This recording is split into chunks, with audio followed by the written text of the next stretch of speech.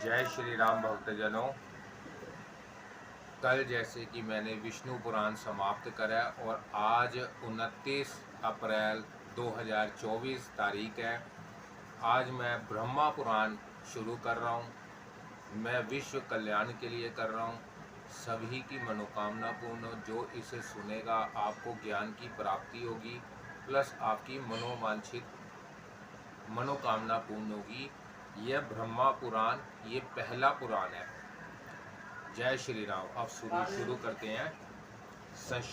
ओम नमो भगवते वासुदेवाय। संक्षिप्त ब्रह्मा पुराण। नैमिषारण्य में सूर्य जी का आगमन, पुराण का आरंभ तथा सृष्टि का वर्णन।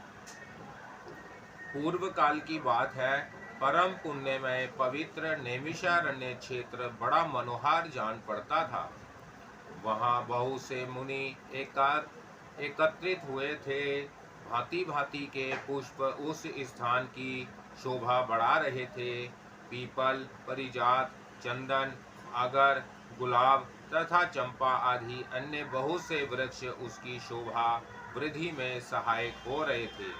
भांति भांति के पक्षी, नाना प्रकार के मृगों का झुंड, अनेक पवित्र जलाशय तथा बहुत सी बावलियां उस वन को विभूषित कर रही थी। ब्राह्मण, क्षत्रिय, वैश्य, शूद्र तथा अन्य जाति के लोग भी वहां उपस्थित थे। ब्रह्मचारी, गृहस्थ, वानप्रस्थ और सन्यासी सभी जुटे हुए थे। झुंड की झुंड गौएं उस वन की शोभा बढ़ा रही थी।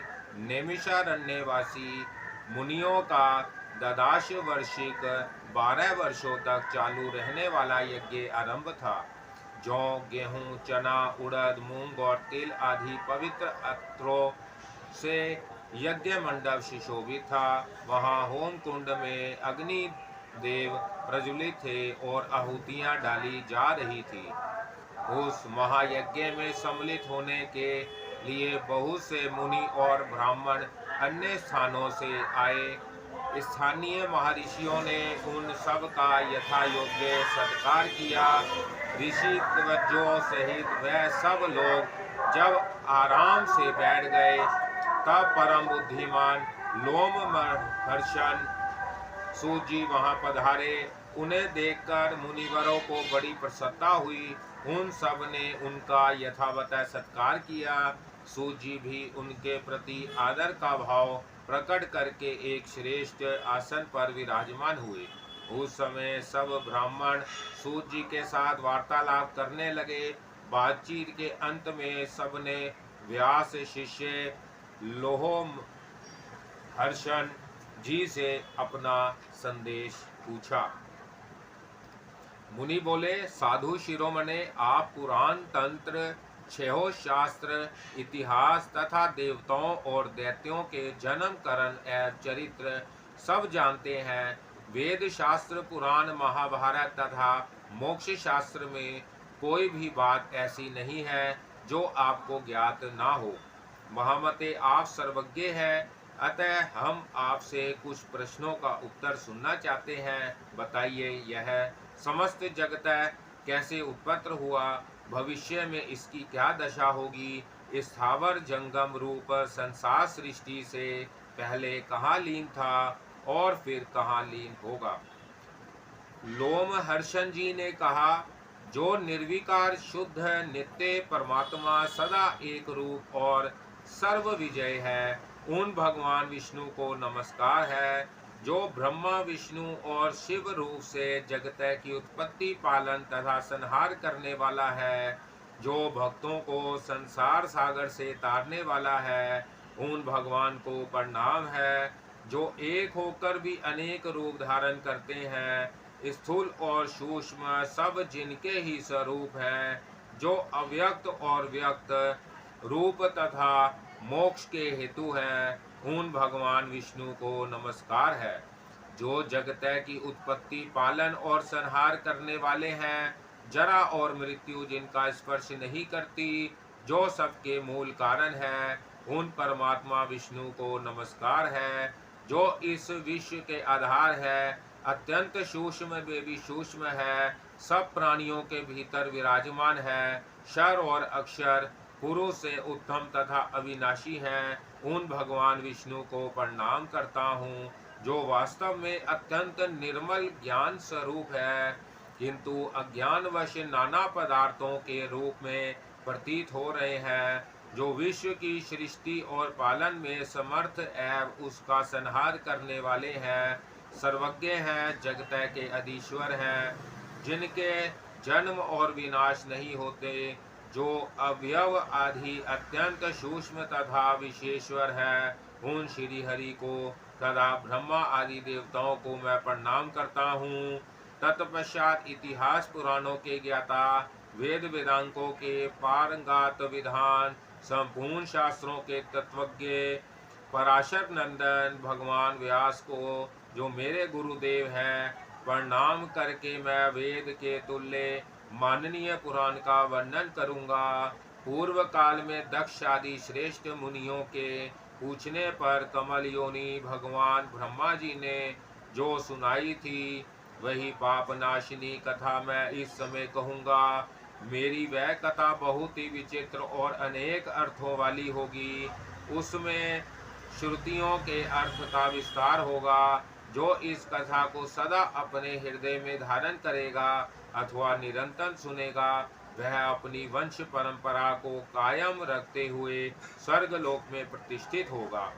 जो नित्य सद सत्य स्वरूप तथा कारणभूत अव्यक्त प्रकृति है, उसी को प्रधान कहते हैं। उसी से पुरुष ने इस विश्व का निर्माण किया है। मुनिवरों, अमित तेजस्वी ब्रह्मा जी को ही पुरुष समझो। वह समस्त प्राणियों की सृष्टि करने वाले तथा भगवान नारायण के आश्रित हैं। प्राकृतिक से महातत्व, महातत्व से अहंकार तथा अहंकार से सब सूक्ष्म भूत उत्पन्न हुए। भूतों के जो भेद हैं, वह भी उन सूक्ष्म भूतों के ही प्रकट हुए हैं। यह सनातन सर्ग है। तदंतर स्वयंभू भगवान नारायण ने नाना प्रकार की प्रजा उत्पन्न करने की इच्छा से सबसे पहले जल की सृष्टि की, फिर जल में अपनी शक्ति का आधान किया। जल का दूसरा नाम नर है, क्योंकि उसकी उत्पत्ति भगवान नर से हुई है। वह जल पूर्व काल में भगवान का अयन निवास स्थान हुआ, इसलिए वह नारायण कहलाते हैं। भगवान ने जो जल में अपनी शक्ति का आधान किया, उससे एक बहुत विशाल सुवर्णमय अंडज प्रकट हुआ। उसी में स्वयंभू ब्रह्मा जी उत्पन्न हुए। ऐसा सुना जाता है, सुवर्ण के समान कांतिमान भगवान ब्रह्मा ने 1 वर्ष तक उस अंड में निवास करके उसके 2 टुकड़े कर दिए। फिर एक टुकड़े से धूलोक बनाया और दूसरे से भूलोक। उन दोनों के बीच में आकाश रखा। जल के ऊपर तैरती हुई पृथ्वी को स्थापित किया। फिर 10 दिशाएं निश्चित की। साथ ही काल, मन, वाणी, काम, क्रोध और रात्रि की सृष्टि की। इन भावों के अनुरूप सृष्टि करने की इच्छा से ब्रह्मा जी ने 7 प्रजापतियों को अपने मन से उत्पन्न किया। उनके नाम इस प्रकार है: मारीचि, अत्रि, अंगिरा, पुलस्त्य, पुलह, क्रतु तथा वशिष्ठ। पुराणों में ये 7 ब्रह्मा निश्चित किए गए हैं। तत्पश्चात ब्रह्मा जी ने अपने रोह से रुद्र को प्रकट किया। फिर पूर्वजों के भी पूर्वज सनंत कुमार जी को उत्पन्न किया। इन्हीं 7 महर्षियों से समस्त प्रजा तथा 11 रुद्रों का प्रादुर्भाव हुआ। उक्त 7 महर्षियों के 7 बड़े बड़े दिव्य वंश हैं। देवता भी इन्हीं के अंतर्गत हैं। उक्त 7 वंशों के लोग कर्मनिष्ठा एवं संतानवान हैं।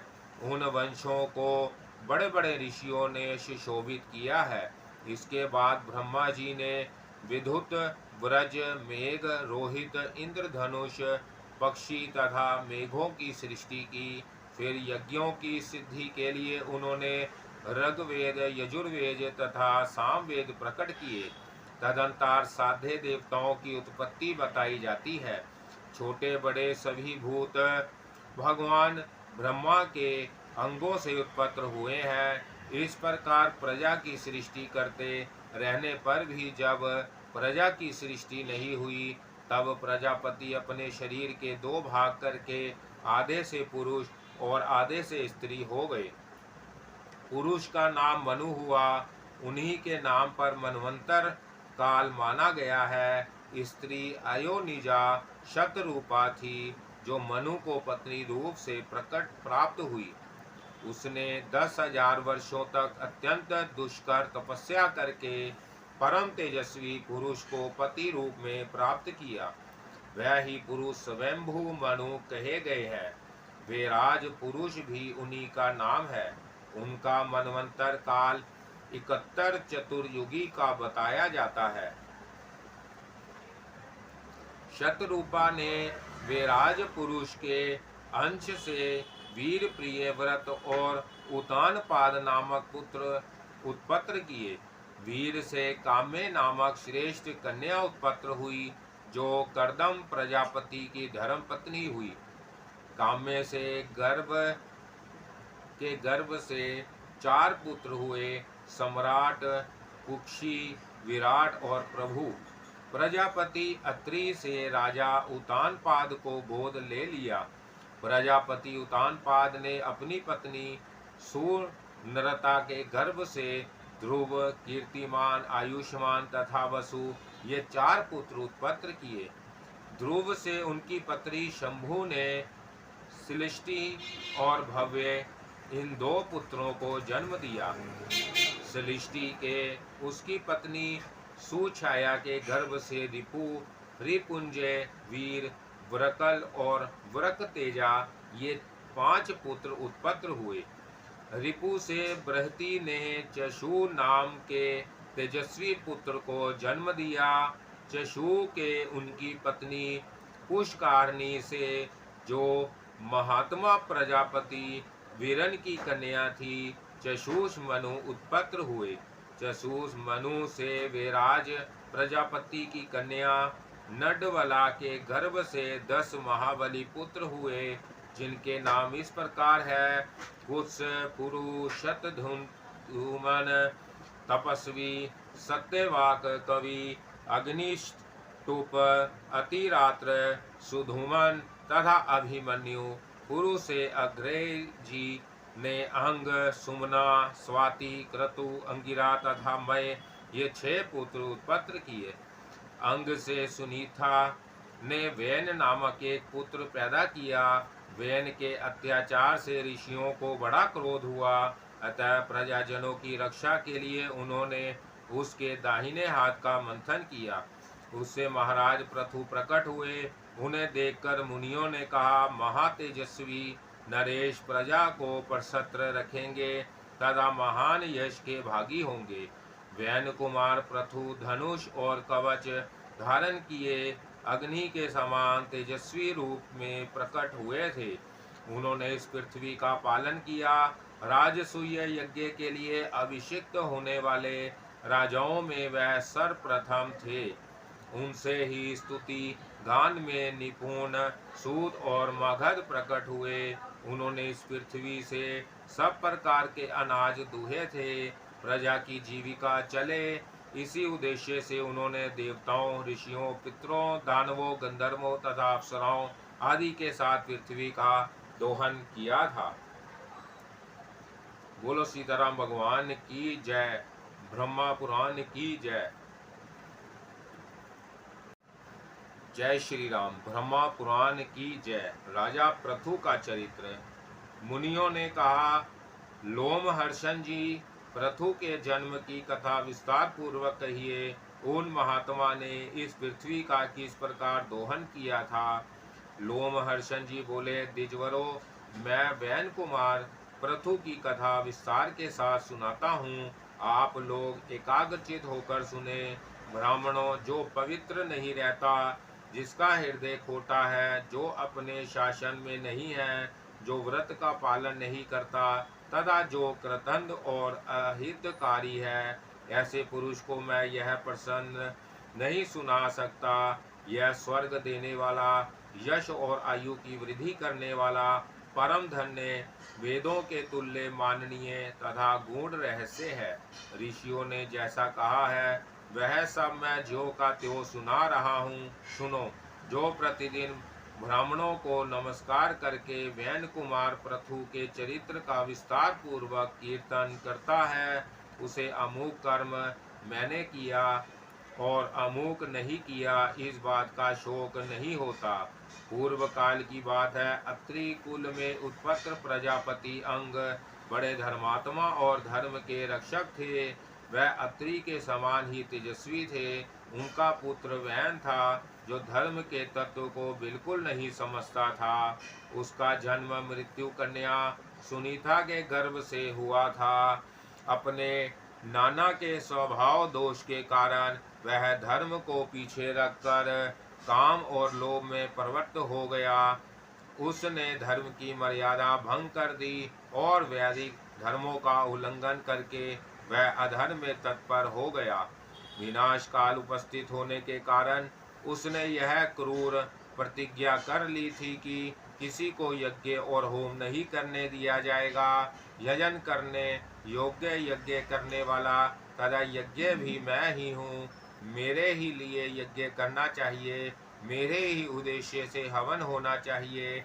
इस प्रकार मर्यादा का उल्लंघन करके सब कुछ ग्रहण करने वाले अयोग्य वैन से मरीचि आदि सब महर्षियों ने कहा, वैन, हम अनेक वर्षों के लिए यज्ञ की दीक्षा ग्रहण करने वाले हैं, तुम अधर्म ना करो। यह यज्ञ आदि कार्य सनातन धर्म है। महर्षियों को यो कहते देख खोटी बुद्धि वाले वैन ने हंसकर कहा, अरे, मेरे सिवा दूसरा कौन धर्म का स्पष्ट है?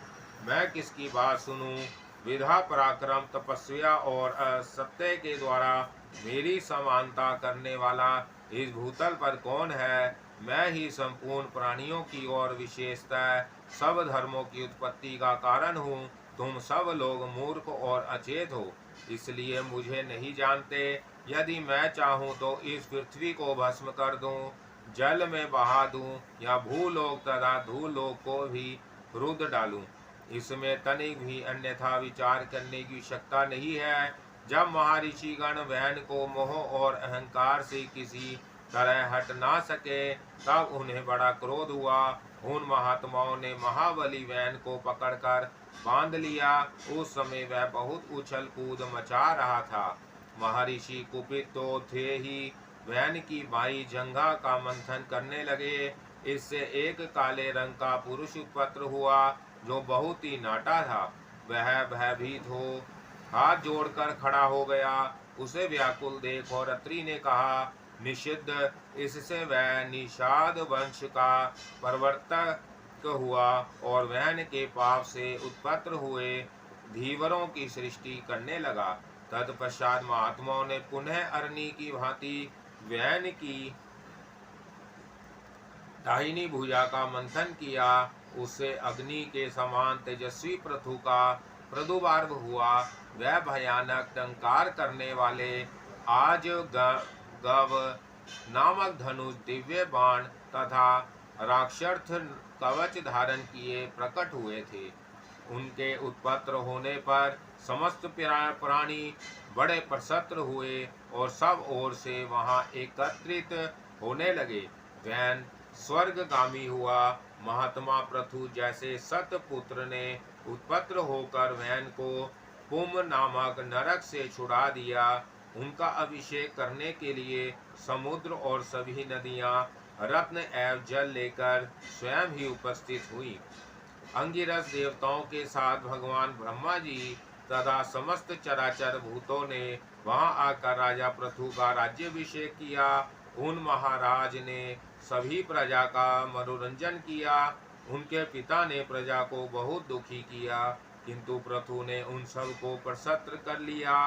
प्रजा का मनोरंजन करने के कारण ही उनका नाम राजा हुआ। वह सब समुद्र की यात्रा करते तब उसका जल स्थिर हो जाता था।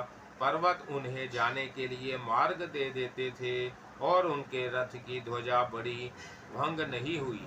उनके राज्य में पृथ्वी बिना जोते बोए ही अत्र पैदा करती थी। राजा का चिंतन करने मात्र से अत्र सिद्ध हो जाता था। सभी गौएं कामधेनु बन गई थी और पत्तों के दोने दोने में मधु भरा रहता था। उसी समय पृथु ने पितामह ब्रह्मा जी से संबंध रखने वाला यज्ञ किया। उसमें सोमाभिषेक के दिन सूती सोम रस निकालने की भूमि से परम बुद्धिमान सूत की उत्पत्ति हुई। उसी महायज्ञ में विधान मगध का भी प्रादुर्भाव हुआ।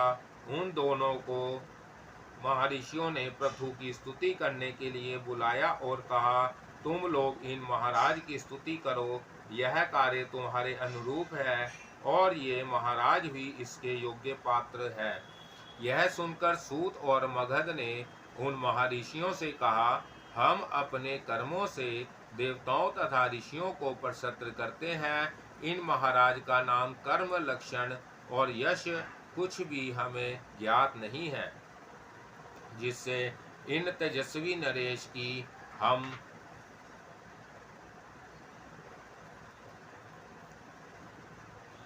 की हम स्तुति कर सके। तब ऋषियों ने कहा, भविष्य में होने वाले गुणों का उल्लेख करते हुए स्तुति करो। उन्होंने वैसा ही किया। उन्होंने जो जो कर्म बताए उन्हीं को महाबली पृथु ने पीछे से पूर्ण किया।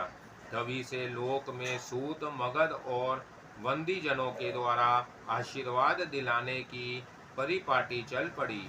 वह दोनों जब स्तुति कर चुके तब महाराज पृथु ने अत्यंत प्रसन्न होकर अनूप देश का राज्य सूत को और मगध का मगध को दिया। पृथु को देखकर अत्यंत प्रसन्न हुई प्रजा से महर्षियों ने कहा, हे महाराज, तुम्हें जीविका प्रदान करने वाले होंगे।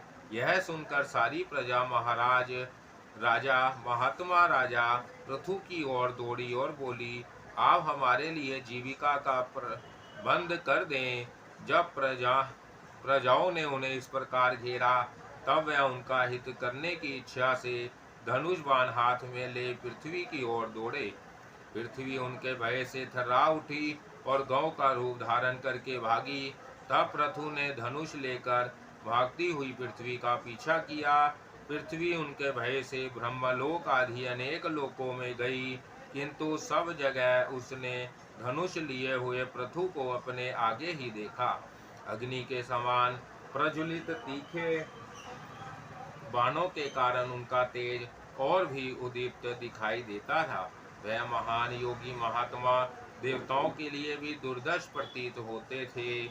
जब और कहीं रक्षा ना हो सकी तब तीनों लोकों की पूजनीय पृथ्वी हाथ जोड़कर फिर महाराज पृथु की ही शरण में आई और इस प्रकार बोली, राजन, सब लोग मेरे ही ऊपर स्थित हैं।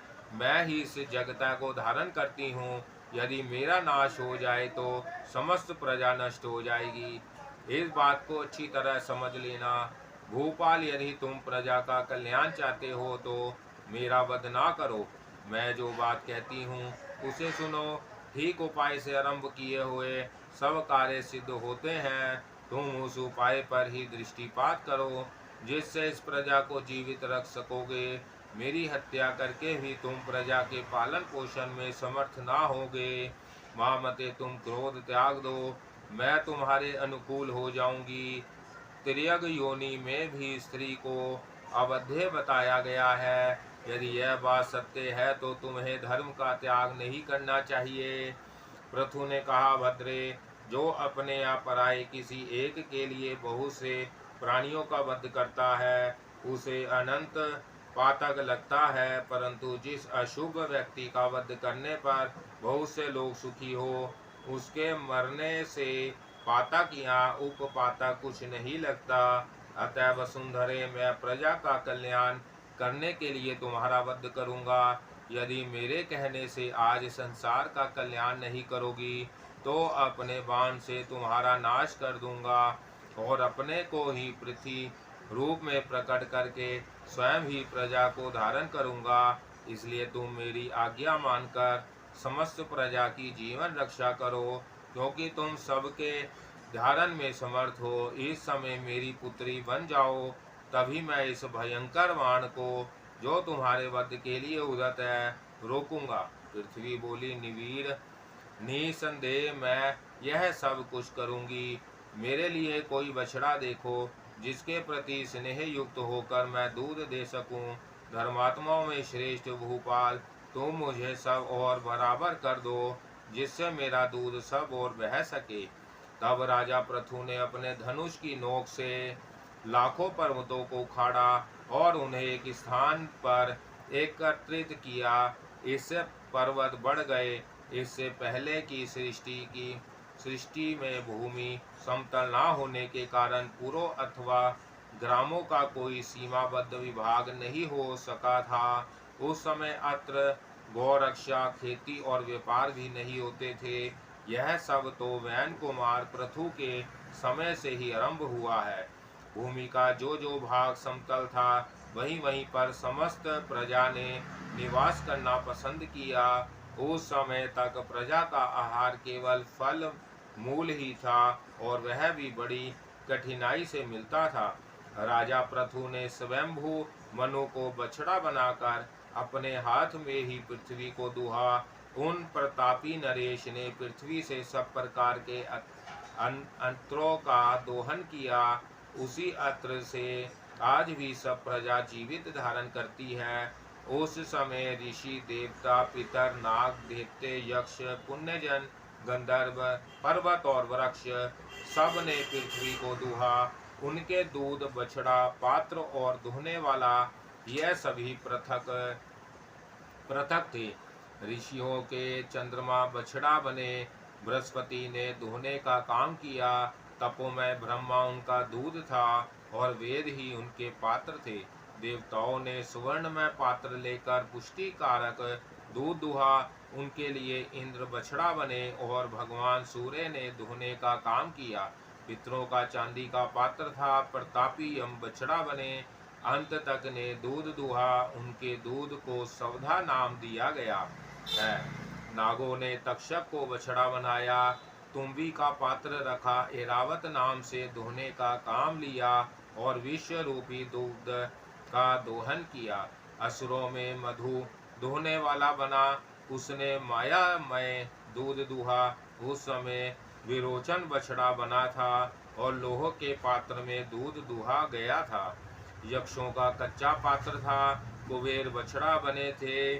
रजत नाभ यक्ष धोने वाला था और अंतर्धान होने की विदा ही उनका दूध था। रक्षे सेंद्रों में सुमाली नामक राक्षस बछड़ा बना। रजत नाभ दुहने वाला था। उसने कपाल रूपी पात्र में शोणित रूपी दूध का दोहन किया। गंधर्वों में भी चित्ररथ ने बछड़े का काम पूरा किया। कमल ही उनका पात्र था। सुरुचि दुहने वाला था और पवित्र सुगंध ही उनका दूध था। पर्वतों में महागिरी मेरु ने हिमवान को बछड़ा बनाया और स्वयं दुहने वाला बनकर शिलामय पात्र में रत्नों एवं औषधियों को दूध के रूप में दुहा। वृक्षों में पलक्ष बछड़ा था। खिले हुए शाल्क के वृक्ष ने दुहने का काम किया। पलाश का पात्र था और जलने तथा कटने पर पुनः अंकुरित हो जाना ही उनका दूध था। इस प्रकार सबका धारण पोषण करने वाली यह पावन वसुंधरा समस्त चराचर जगत की आधारभूता तथा उत्पत्ति स्थान है। यह सब कामनाओं को देने वाली तथा सब प्रकार के यत्रों को अंकुरित करने वाली है। गौ रूप पृथ्वी मेदिनी के नाम से विख्यात है। यह समुद्र तट पृथ्वी के ही अधिकार में थी।